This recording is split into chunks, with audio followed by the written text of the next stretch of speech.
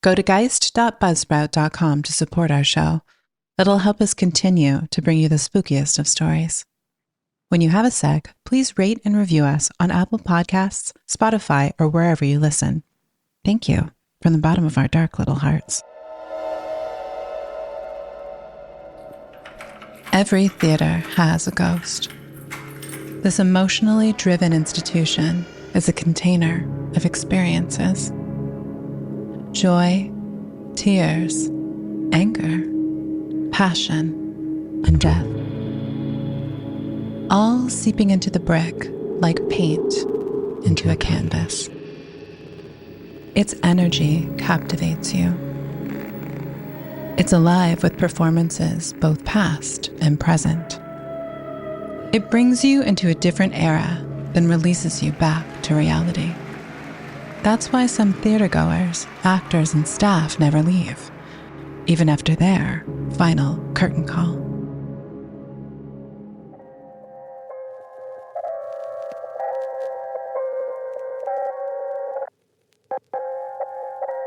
Welcome to All Hallow Eve. This is Geist.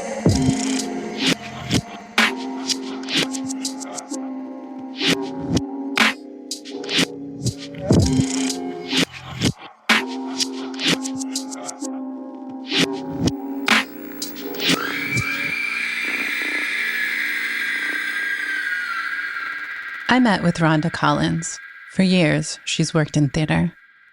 She had a walking stick and a beautiful demeanor about her. She embodied the energy of getting it done. You could tell she had worked on so many productions. She came in, she was ready, and boy, did she deliver. I've been working in theater, film, and television for many, many years. I'm retired now. I worked in mostly theater to begin with, but more than 50 years now, I think, that I've actually done it. Costume designer, wig builder, makeup artist. It's been fun, and I've made a lot of wonderful friends along the way, and it's just, like I said, working in great places, like great theaters, all over Toronto, actually all over Canada. Well, my mom wanted to be a Disney artist. And she also was caught up in the old Hollywood concept. So as I grew up, she loved Disney and I loved Warner Brothers. So our styles were completely different. But she did love opera. And even when we were little kids, she used to play opera all the time during the day on records. When I came into doing costume design, I ended up working with people at the opera. And I felt at home. It felt very much at home. And my mom was very proud. We're Scottish Canadian, and we have our family background. We've always kind of been into, or aware of, ghosts. But when I got to theater and I heard people talking about the stories, it was just I found it more exciting and thrilling and oh, that's so cool, as opposed to being scary. Most people who find it frightening, they'll actually either poo-poo it or they run away from it, and it's just, they're missing out.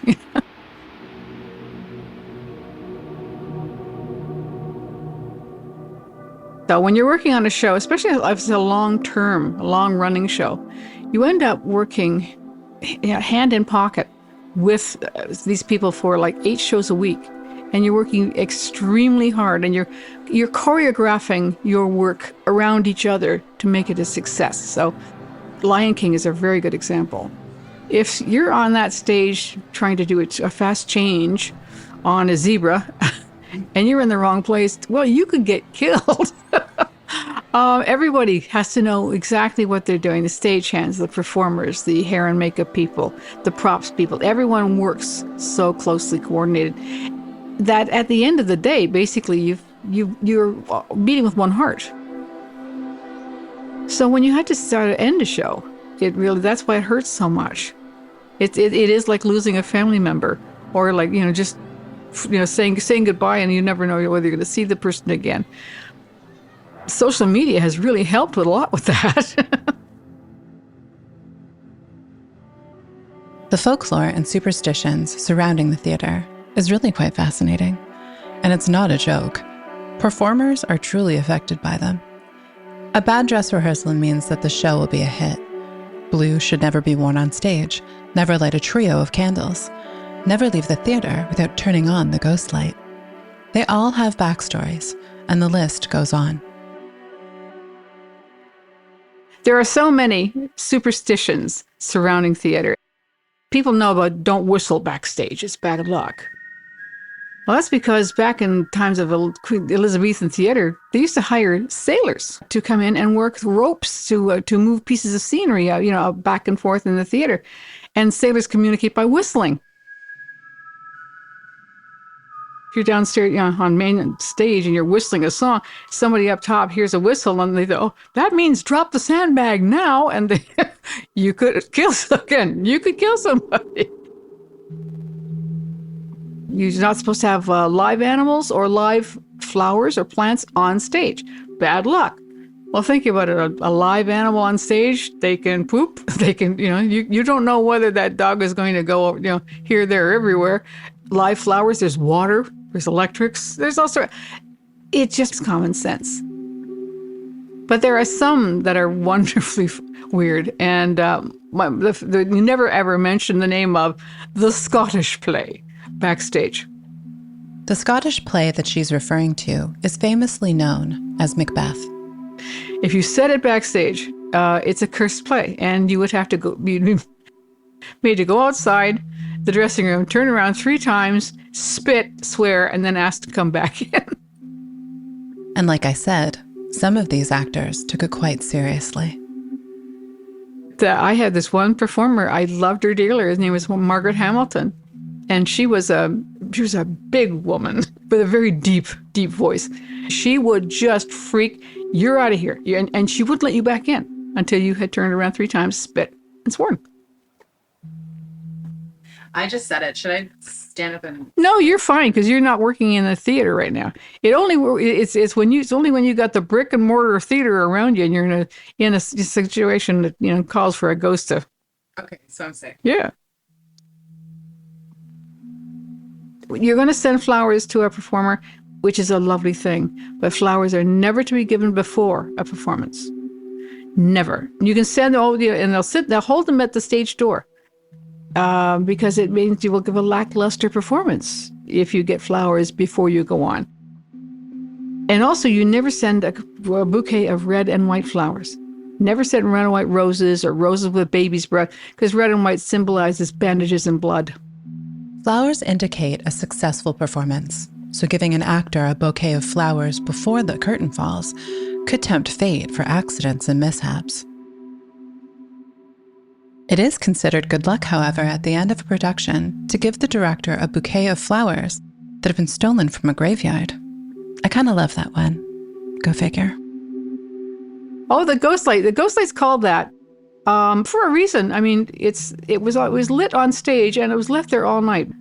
It's meant so you don't trip over things. But the ghost light always stays on for the ghosts. Let you know we still know you're here. Rhonda's description of each theater influenced my imagination. It's like I was there. I could see the audience, I could hear the room echo, and I could feel the presence. And as luck would have it, she had a couple of stories about the presence that were encountered. I love older theaters. There's a charm to them. And there's a history to them. You can feel it in the bricks when you walk in. The Royal Alexandra Theatre on King Street in Toronto it's a wonderful old theater. Backstage, it is an old theater. There are no big elevators that take you up to the 3rd, 4th, 5th floor. You have to walk up these cast cement stairs. There are a lot of ghosts there. The one who plays with the chandeliers on the 5th floor in the wig room. We would be sitting there quietly and just talking about something, and somebody would hear a little creaking noise, and then the chandeliers would start to swing back and forth, like very gently. And then they would suddenly just stop swinging, like somebody put a hand up to stop them. First, like, okay, well, we've got somebody here. And we just basically would always say, hi, how you doing? Hope you're having a good night, and leave it at that. The Alexander is known for the ghosts of the fly floor. Now, the fly floor is a floor that's built very, very high up in the top rafters of the theater over the stage. That's where all the high ropes and the pieces of scenery are hauled up and kept. It takes a skilled people to work the fly floor. You have to walk along gantryways, and you have to be careful. One of them is a lady, which you'll see when you're standing below the fly floor and you happen to look up. You might hear the clicking of heels on the gantry, and you look up and you'll see from up to the knees, you'll see a woman's high-heeled shoes and the bottom of a skirt sort of swaying. It looks like a 1950s sort of like spiky heel shoe. And the first thing you'd think of is, why would you wear those shoes up there? And the second thing is like, wait a minute, I'm not seeing anything other than legs walking along this gantryway.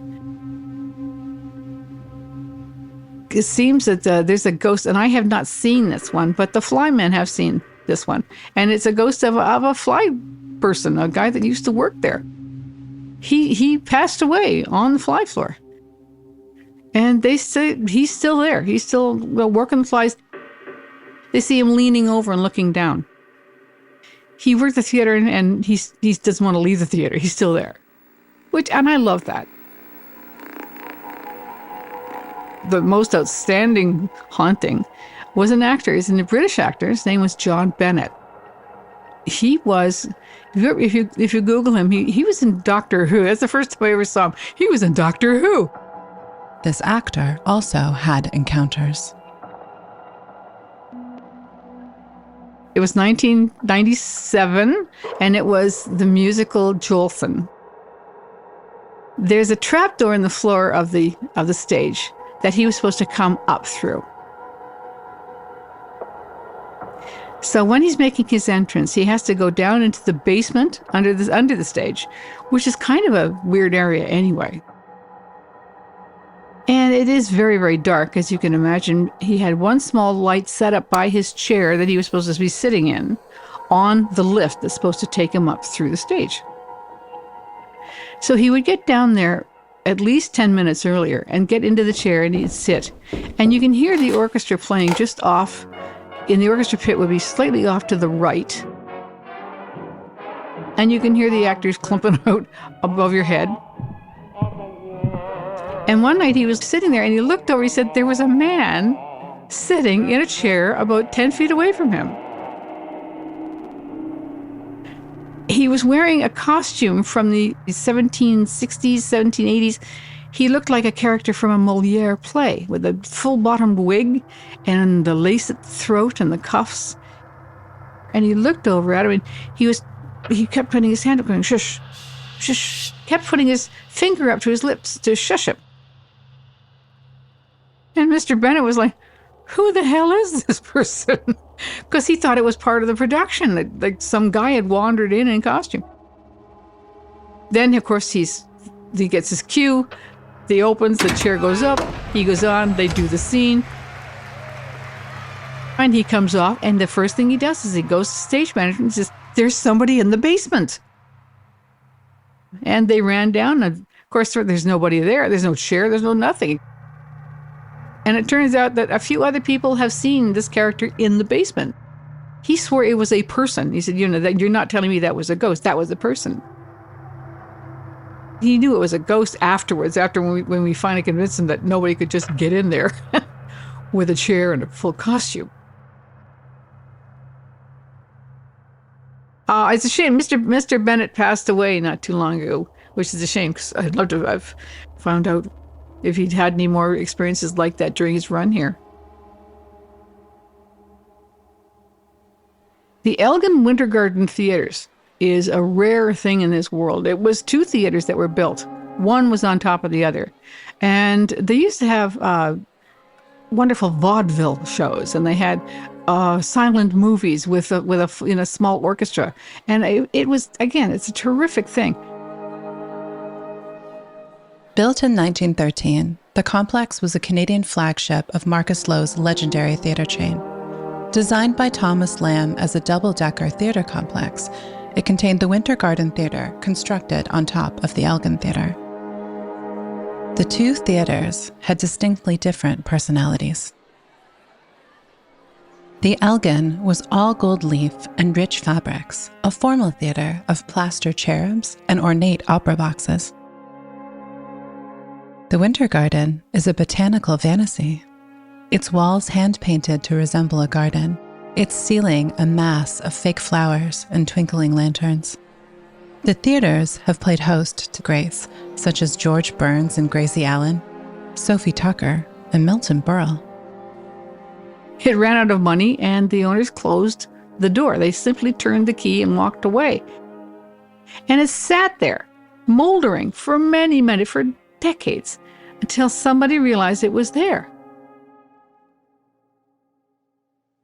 With the decline of vaudeville, the Winter Garden closed in 1928. It remained closed for half a century, becoming a time capsule of the bygone era. The Elgin, with its grand domed ceilings, continued as a movie house, gradually slipping into despair with the passing of each decade.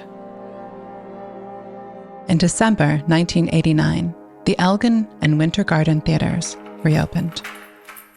And then they opened the doors, and the Elgin was in rough shape.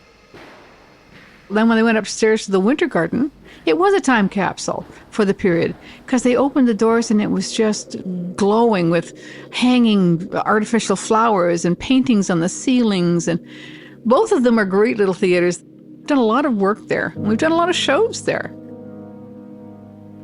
As far as hauntings go, there are so many in those two theaters that I love. The story of is the Lilac Lady. There is a section of the Elgin Theater that's an old section, old dressing rooms, very tiny, beautiful little white lacquered brick building. You will at times catch whiff of lilacs, not perfume, but true, honest to God, in the spring, lilacs on a sunny day. And it just catches you completely unaware. It's so strong. And then it's gone. There was a woman who used to work there as a cleaner. She was a younger woman, and when she started, she worked there for many, many years. And she was Italian, and she used to bring in the spring, great armloads every day of fresh bouquets of lilacs when they were in season from her garden. And she would sometimes boil the flowers in the hallways because the scent was so lovely. Dressing rooms, when you think about it, they're sweaty. She would do that just to make the place smell lovely. I think she probably felt that she was a big part. That's part of being a family of the theater. And to this day, you will be in there, and it could be in the middle of January. And it'll be a quiet moment, and you'll be in that old section, and then you get this whiff of lilac. Your heart just sort of lifts. It really is beautiful.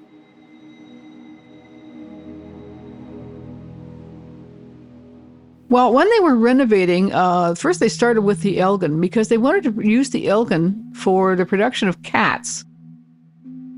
They've renovated it, and when they first started using it for Cats, there was an area downstairs that they didn't open to the public early. It's now open. It's a public washroom, but they used the washroom for some of the girls coming off stage in Cats. They would come off stage. They'd run downstairs to this basically a dressing room with mirrors and sinks, and they would just touch themselves up, powder themselves down, correct their wigs. And it got to be common knowledge among the ladies of the chorus that there was somebody in that dressing room with them. They would be sitting, they would be talking, they would be doing their changes, and they would get a glimpse in the mirror of a young woman. And she would look up at them, look startled, and then when they looked at her, she wouldn't be there. She'd gone. She was dressed sort of like a, very casual. She had a cloche hat with beads, and she was had the permed hair. They said she looked very 1920s, like a flapper. They started looking into it, like stage management, bless them, looked into it. And there had been a murder back in the 1920s that had never been solved of a young woman. They never found the killer. One of the most famous ghosts is known as the Lavender Lady, who resides upstairs in the Winter Garden. It is said a young lady was stabbed in the washroom and managed to stagger her way into the lobby and press the elevator button.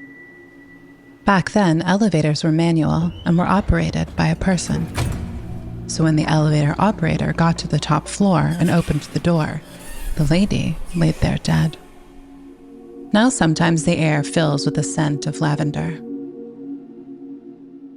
On occasion, the people in the box office have seen the apparition of a young lady in her 20s, hair tied up in a bun. It is obvious that she's been in a struggle due to her disheveled appearance.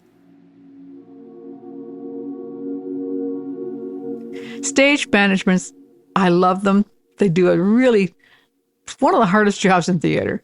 They keep everybody in line. They make sure the show goes correctly and no one gets hurt.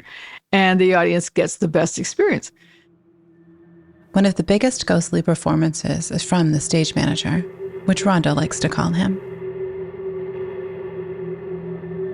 What happens with us, usually it's in the Elgin. And oddly enough, usually it happens most often whenever we were doing Mozart at the Elgin with the opera company. I'll tell you, this particular one doesn't brook fooling around or goofing off backstage. And we'll do little things to performers that, just a reminder to keep, toe the line. I've had one outstanding experience there. There was one time, and it was opera, and we were doing Mozart's The Magic Flute. We're not allowed to take breaks because you can't leave the building. They were fearful of missing their cues, so breaks were taken locally inside the building. So we would take our cigarette break as best we could. We would go to the fly floor level and we would exit down. There's a long corridor where there's one dressing room at the end, like maybe 6 or 7 of us at a time. We would go out there for a very quick cigarette break when we knew our cues were in control. Continued through a long series of hallways, they would land at the fire escape. One night we went out and I was standing there with 4 or 5 other people and the one makeup artist who was doing the Queen of the Night. And the Queen of the Night's aria is unbelievably difficult. In opera, an aria is a self-contained piece for a solo voice, so basically an opera solo. Rhonda had explained that the actress was feeling a lot of pressure due to the complexity of the piece, so her makeup artist took special care to make sure she was perfect to go on. Most importantly, her lipstick.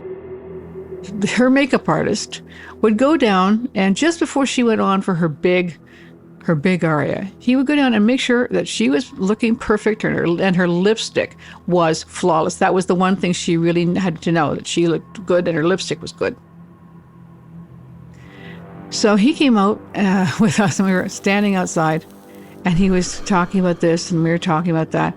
Then, out of nowhere, at this steel door, which was closed, 3 very loud bangs. And we all jumped because it was so loud. And so I went and I opened the door and there was nobody there.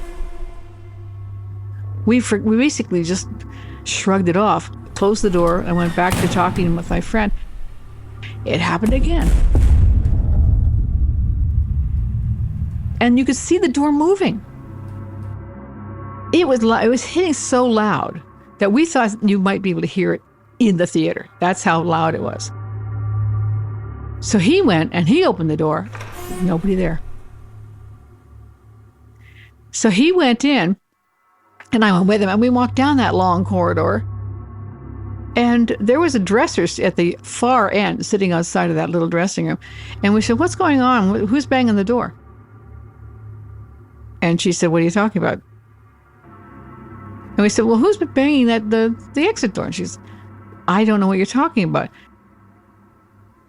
At this moment, we heard the music, and it was almost time for him to run down to the stage and get to her lipstick. check. And if he'd been outside for any more time, he would have missed his cue. But he heard the music and he ran downstairs, got to her lips in time. Everything was fine. We figured it was somebody was letting us know that he better get his butt in there. When you're working opera, you don't get cues over the microphone backstage. Like cue, make up to stage right. You don't get that. You have to listen and know the music. This is why we figured it was a stage manager, because they would definitely be all over it. The stage manager liked to keep order backstage. The ladies' chorus dressing room in the Elgin it's a big dressing room. It's got a lovely area in the middle, and it's all surrounded by mirrors, with each mirror having a set of lights. One bar turns them all on. And I believe it was a matinee, because I was thinking everyone was kind of in a soft mood. Matinees, Sundays, you were always kind of in a soft mood. This one girl was late. She was very late, and it's really unnerving to see one person not there. Yeah, the ladies of the chorus are getting ready. This girl comes flying in, and she was just livid. She bangs her way in. She goes, "Get out of my way. Nobody talk to me." And she takes off her coat. She throws it on. And she starts taking her clothes off. And she said, "Everything I did, I couldn't get the car started. The TTC was backed up. I couldn't get a cab." And she was going on like this. And we figured, okay, let her go. Let her rant. And she sits down. She finally gets her costume on. She sits down, picks up her sponge, and her mirror lights go dark. It is weird, because the mirror lights for one mirror don't go off. You turn them all off or all on at once. It's like Christmas lights. You unplug the one, they all go out. And she sat back, took a deep breath, exhaled, went, "All right, guys, everybody, I'm sorry. I'm very sorry. It will never happen again." And her lights came back on. So that's why I'm sure as a stage manager. The stage manager didn't like goofing around, and he let them know. And again, it was Mozart, a tenor, Canadian tenor. Really, really lovely guy, was singing the lead. He is renowned for his presence, his voice, and the fact that when he's backstage, he is a bit of he likes to pull pranks. Not in a harmful way, but in a very, very funny way. One of his leading ladies has to open a scroll and read it while she's singing, and of course he's pasted a really silly picture of him in diapers making a funny face at her into the scroll, and she has to look at it all the time she's singing, that kind of thing. It was funny because I laughed. I said, we have a stage manager ghost here that might not be so thrilled if you keep it up. And he was in his dressing room, and he kind of like, he said, "Nah," he said, "stage managers, they always have a great sense of humor. They love me." And at this point, there was a fan in his dressing room, and the fan turned off. I looked at him, and he looked at me, and I said, "I don't think they like it." So he kind of laughed, and he said, "Fine, I'm sorry," and the fan turned back on again. Despite Rhonda's warning, he decided his practical jokes must go on. The thing is, he did pull a practical joke. He came back in, he sat in the dressing room, and I'm taking his wig off. The fan turned off again. And he went and he looked, he said, "I'm sorry." It didn't turn back on again. He said, "I'm really, really sorry." No, didn't turn back on again. So I said, seriously, you're going to have to genuinely apologize and stop doing it. Then there was this weird sound that came from his washroom, gurgling sound that came out of the sink. He actually stopped smiling and said, "I am seriously sorry." And the fan turned back on. We've never found out if it was a stage manager. It could be just somebody who didn't like the idea that you were making fun backstage because you were putting the production at risk. That's what that means. You can have fun backstage, but you can't do it when it comes to presenting something on that stage in front of people. I said stage management because they're the obvious choice. For every time we would be there and do an opera, especially if it was Mozart, we would hang a big sprig of rosemary for remembrance. Let the stage manager know that we knew you were there. We know you're looking out for us. One evening, Rhonda and a few of her colleagues went upstairs to the Winter Garden to take in the atmosphere. But they weren't the only ones. There was a time, and that was, again, I was working downstairs in one of the operas. I was there with about 3 friends, and we were going to go up and check out the Winter Garden just to see it. The look of it is just beautiful. Because we had, I think it was an hour between rehearsal and shows. There's a lovely display that's just off to the side. And it's the display of some of the old equipment that they found there when they opened it. And it's the old projector and the old lights. Just into the crevice over by stage left. And we could stand there and you could look out into the house, but there's a ghost light on. As we're standing there, one by one in the front row, the seats went down. And we watched that for, it must have been 5 minutes. Then they started to go back up again.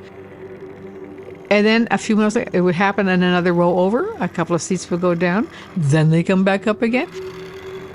And we were all kind of hanging on to each other, like our fingernails digging into each other's arms. Like, it looked as though you had people moving in and out and sitting down. And I'm thinking now, do you know what? That's exactly what it would look like if we were in the theater rehearsing. During rehearsals, that's what we do. The crew, we go up front. We want to see it under lights, and we'll go and we'll sit in the house and we'll watch it for 5-10 minutes. Then we go back up. The sound crew might come and sit in a couple seats in front and check the sound, and they get up and go. It might have been somebody who was watching a rehearsal.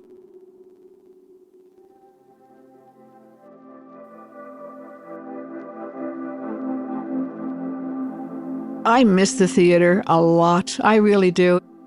I mean, I'm old and I love to go, but I miss the work of the theater and just the camaraderie. I am so grateful for the time I had doing it. But seriously, if I could stand physically to do it, I would do it tomorrow. There's a lot of ghosts that actually show up that it seems that they were there and they died someplace else, but now they're back in the theater. And it shows you the attraction, the sense of family, the sense of belonging. It's like a concentration of that energy in theater. There's so many people that can experience that same phenomenon at the same time. Something happens in the theater that's weird like that, and you're not going to be by yourself. And it's funny, you can walk into a theater and you'll feel it. Theater is alive, and the energy is so high. I feel the reason they're there is because they found it essential to be there. It's kindred spirits. It's water finding its own level. Well, I've got so many places I would like to haunt. Theater's one of them, but which one? A very special thanks to Rhonda, the Elgin and Winter Garden Theater, and the Alexandra Theater for sharing their stories and their ghosts. Do you have a story you've been hiding? Submit it to us at hello.geist.podcast@gmail.com. Both written and recorded submissions are welcome. Geist is written and directed by Danielle Matar. Original music and FX by Beau Jensen. Mixing and sound by Adam Esker. Geist logo is by Jake Carruthers. Follow us on all social media platforms at Geist_podcast. Thank you for joining us on All Hallow Eve. And until next time, sleep tight.